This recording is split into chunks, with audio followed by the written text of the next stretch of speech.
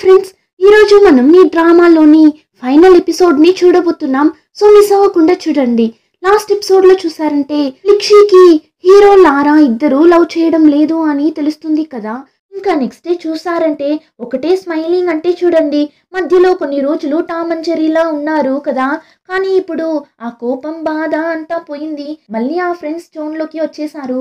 ఆ టైం జిన్, ఇక్కడ చూడు, నువ్వు మాత్రం మంచి మార్క్స్ తెచ్చుకుంటే నువ్వు ఏం అడిగినా నేను చేస్తాను అంటాడు. ఆ మాట వినగానే మంచి మార్క్స్ ఏంటి, ఫుల్ మార్క్స్ తెచ్చుకోవాలి అని చెప్పి చదవడం స్టార్ట్ చేస్తుంది. చూడండి, చాలా సిన్సియర్గా చదవడం స్టార్ట్ చేస్తుంది. ఎప్పుడు చూసినా బుక్ ముందే కూర్చోంటుంది. అంటే చూడండి, కూర్చోన్నప్పుడు చదువుతుంది, నడుస్తున్నప్పుడు చదువుతుంది, తినేటప్పుడు చదువుతుంది. బుక్ లేకుండా లిక్షి ఒక్క నిమిషం కూడా ఉండడం లేదు. లిక్షి ఇలా అంతా చదవడం మినీ చూసేసి తినకేమైనా దెయ్యం పట్టిందా, ఎందుకు ఇలా వింతగా బిహేవ్ చేస్తుంది అన్నట్లు చూస్తుంది. ఇప్పుడు ఫైనలీ ఎగ్జామ్స్ అంతా కంప్లీట్ అయ్యి రిజల్ట్ కూడా వచ్చేస్తుంది. ఈసారి లిక్షి మంచి మార్క్స్ తెచ్చుకున్నట్లుంది. అంతే, లిక్షికి అంత ఖుషిగా ఉంది. కాళ్ళు భూమి మీద ఉండడం లేదు, అంత సంతోషంగా ఉంది తనకి. లిక్షి మంచి మార్క్స్ తెచ్చుకోవడంతో ఈ గుడ్ న్యూస్ ని సెలబ్రేట్ చేసుకునేలా అందరూ ఔటింగ్ వెళ్దామని ప్లాన్ వేస్తారు.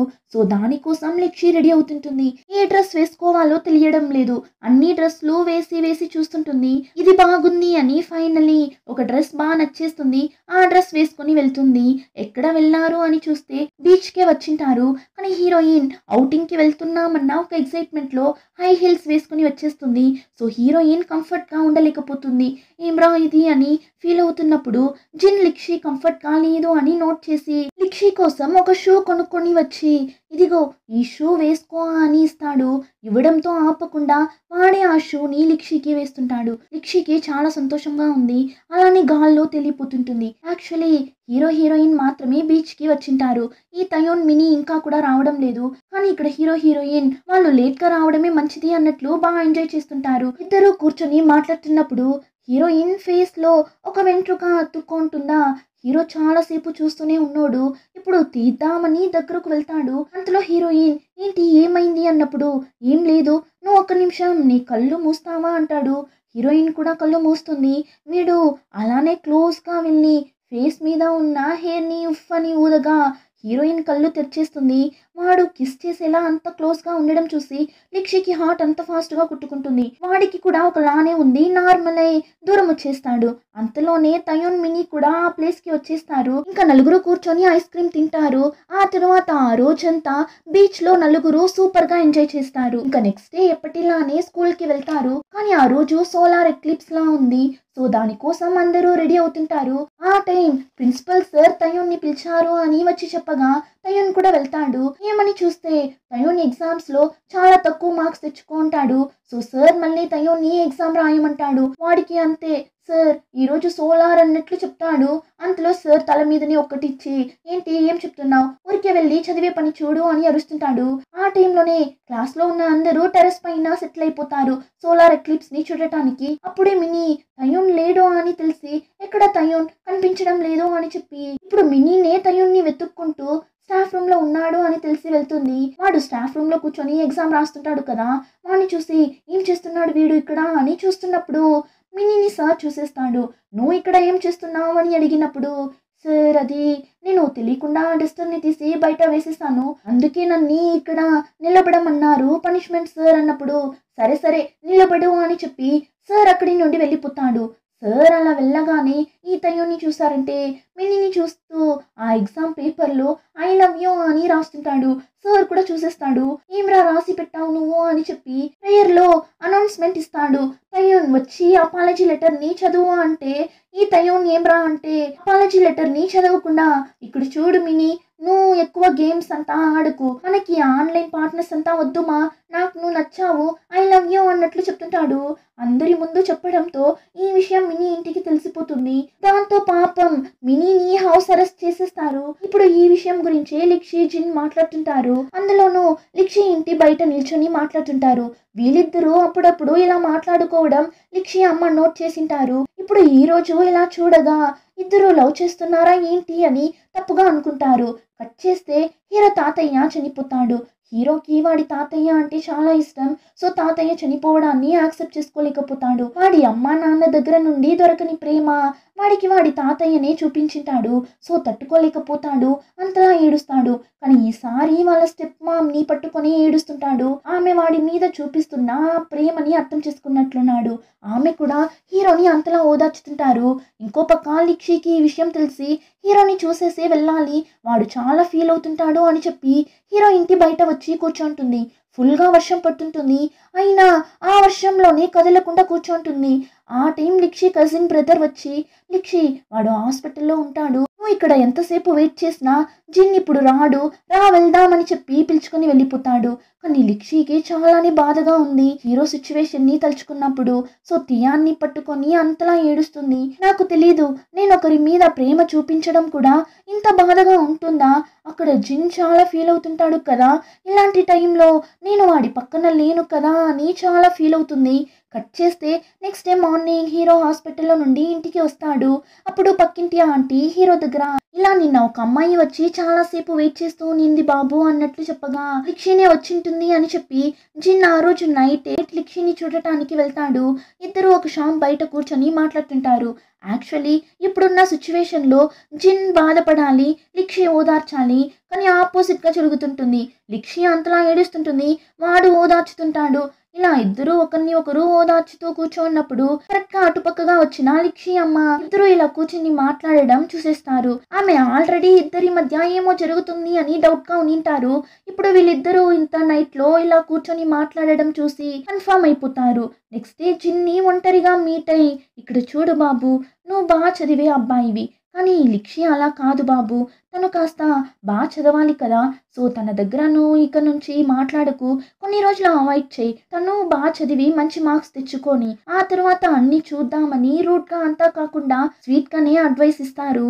కానీ హీరోకి చాలానే బాధగా, ఏంటి మాట్లాడకూడదు అని చెప్తున్నారు అని ఉంది. అయినా లిక్షి మంచి కోసమే కదా చెప్తున్నారు అని చెప్పి ఓకే ఆంటీ ఖచ్చితంగా చేస్తాను అంటాడు. అయినా ఆమె ప్రామిస్ చేయమని అడగ్గా హీరో కూడా వేరే దారి లేక చాలా బాధతో ప్రామిస్ చేసి ఇస్తాడు. ఇంకా అంతే, లిక్షి అమ్మకి ప్రామిస్ చేసి ఇచ్చినట్లే హీరో లిక్షిని అవాయిడ్ చేయడం స్టార్ట్ చేస్తాడు. ఆ టైంలోనే ఎగ్జామ్స్ కూడా స్టార్ట్ అయిపోతుంది. సో లిక్షి కూడా ఎగ్జామ్స్కి చదవడం స్టార్ట్ చేస్తుంది. కానీ తన ఆలోచన అంతా ఎందుకు ఇప్పుడంతా జిన్ నా దగ్గర మాట్లాడనంటున్నాడు అని. ఇలానే ఇద్దరి మధ్య చాలా గ్యాప్ వచ్చేస్తుంది. ఇంకా కొన్ని రోజుల్లో వాళ్ళు స్కూలింగ్ని కంప్లీట్ చేసుకోబోతున్నారు.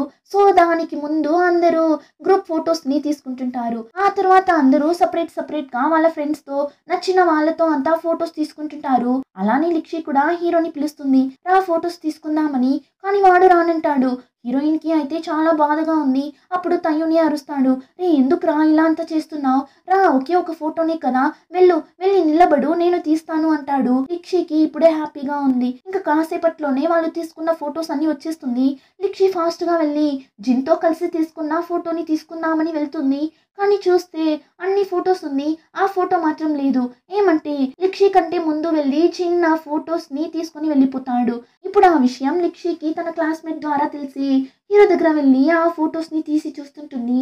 అలానే హీరో కోసం ఒక గిఫ్ట్ని కూడా తనే చేసి మరి హీరోకి తీసుకొచ్చి ఇస్తుంది.